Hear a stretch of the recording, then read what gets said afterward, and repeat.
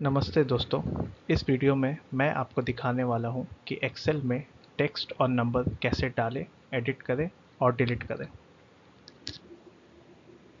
जब भी आप किसी सेल का डेटा बदलना चाहते हैं, सबसे पहले आपको उस सेल को सिलेक्ट करना होता है। सेलेक्ट करने के बाद आपको पता चल जाएगा, क्योंकि उस सेल के चारों तरफ एक बॉर्डर दिखने लगता है। साथ ही उस सेल की रो और कॉलम भी हाईलाइट हो जाती है। जैसे आप यहाँ देखिए, मैंने D4 सेलेक्ट किया है, तो कॉलम डी और चौथी रो दोनों हाईलाइटेड है। अब अगर हमें किसी सेल में कुछ लिखना है तो बस लिखना शुरू कर दीजिए। फॉर एग्जांपल, जैसे मैं यहाँ साल के मंथ्स लिखता हूँ, जैसे पहले जनवरी, फिर फरवरी, फिर मार्च, फिर अप्रैल, फिर मई, फिर जून और फिर जुलाई।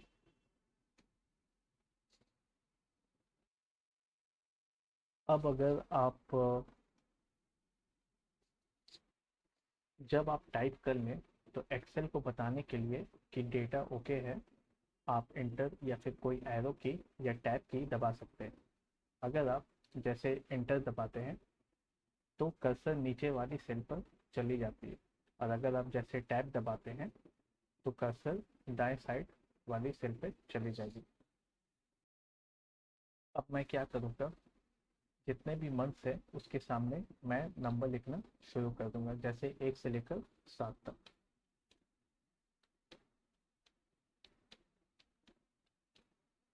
आप जैसे यहाँ पर देख सकते हैं कि एक्सेल टेक्स्ट को लेफ्ट साइड में और नंबर को राइट साइड में अलाइन करता है।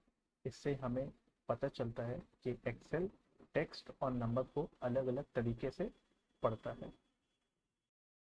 अब मैं नीचे एक और नंबर डालता हूँ, जैसे कि 8। कभी कभी ऐसा होता है कि आ, आप एडिट करना शुरू करते हैं लेकिन फिर मन बदल जाता है। ऐसे में बस एस्केप की दबाइए और जो भी बदलाव किए थे वो कैंसिल हो जाएंगे। जैसे कि मैंने यहाँ पर 8 दबाया, अब मेरा जैसे मन चेंज हो गया, मुझे इसको हटाना है, तो मैं सिर्फ एस्केप की दबाऊंगा तो ये सारा कुछ हट जाएगा। तो ये सेल फिर खाली रह गया।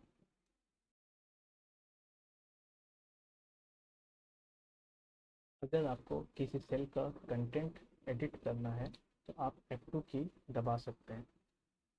इससे फॉर्मूला बार एक्टिव हो जाएगा और आप वहीं से कंटेंट बदल सकते हैं। जैसे कि मैंने यहाँ पर F2 की दबाया, अब आप देख सकते हैं आप यहीं से एडिट कर सकते हैं। तो जैसे ही मैंने इंटर प्रेस किया, ये एडिट हो गया। कुछ भी चेंजेस करने के लिए जैसे यहाँ पर आप प्रेस करेंगे और F2 की दबाएंगे तो आप यहीं से एडिट अपना कर सकते हैं और इंटर प्रेस कर सकते हैं।